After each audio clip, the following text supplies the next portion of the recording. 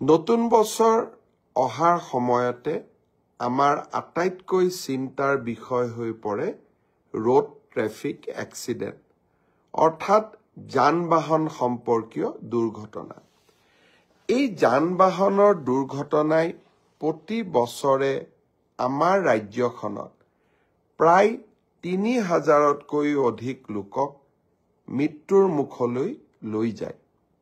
যি কাৰণেই হওক, কাৰোবাৰ অসাৱধানতাৰ বাবে, হেলমেট নিপিন্ধাৰ বাবে, মদ খাই গাড়ী চলোৱাৰ বাবে বা আন বিভিন্ন কেতিয়াবা ৰাস্তা ঘাটত অসুবিধা থকা কাৰণে বিভিন্ন কাৰণত প্ৰতি বছৰে প্ৰায় ৩,০০০ লোকৰ দুৰ্ঘটনাত মৃত্যু হয়। চৰকাৰ গঠন কৰাৰ দিনৰ পৰা এই মৃত্যুৰ হাৰ কমাবলৈ আমি নিৰন্তৰ প্ৰয়াস কৰিছিলোঁ। এই বছৰটো আমাৰ বাবে এটা সফলতাৰ বছৰ আছিল।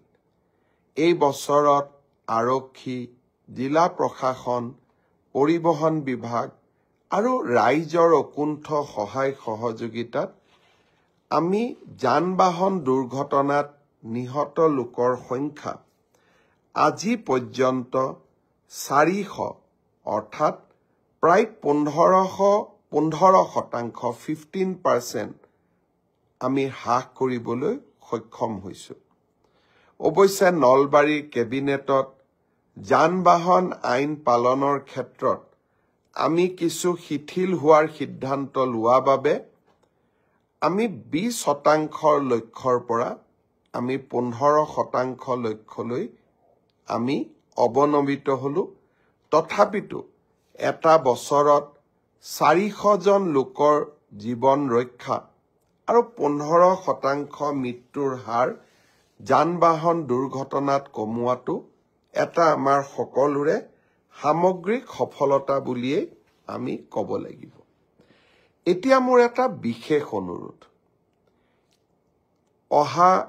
যোৱাকালি 25 ডিচেম্বৰৰ পৰা 15 জানুৱাৰীৰ ভিতৰত এই এটা মাহতে অসমত আটাইতকৈ বেছি যান-বাহনৰ দুৰ্ঘটনা হয় আৰু এই সময়ছোৱাতে অধিক লোকৰ মৃত্যু ঘটে।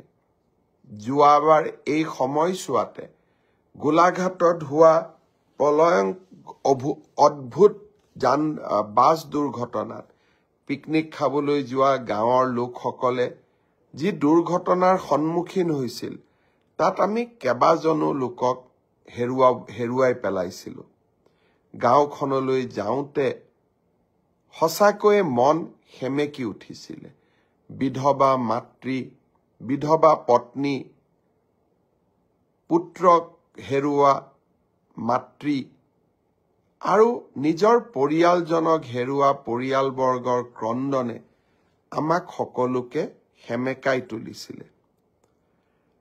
পুৱতি নিশা পিকনিকলৈ যোৱা, ঘন ঘোৰ কুঁৱলীৰ মাজত গাড়ী চলোৱা, ড্ৰাইভাৰক মদ খাবলৈ সুবিধা দিয়া, এই গোটেইবিলাক দুৰ্ঘটনাৰ কাৰণ। আৰু 31 ডিচেম্বৰৰ নিশা মদ খাই গাড়ী চলোৱাৰ ফলতো বহু লোকে মৃত্যুৰ মুখত পৰিবলগীয়া হয়। অৱশ্যে যোৱা 3টা বছৰ মোৰ একান্ত অনুৰোধত, ৰাইজৰ সহযোগত আমি নিজকে বহু বেছি নিয়ন্ত্ৰণ কৰিব পাৰিছোঁ। এইবাৰো মই আশা কৰিম 31 ডিচেম্বৰৰ নিশাটো আমি যাতে কোনেও মদ খাই গাড়ী নচলাওঁ। আপোনালোকৰ সহযোগিতা আকৌ এবাৰ কামনা কৰিম।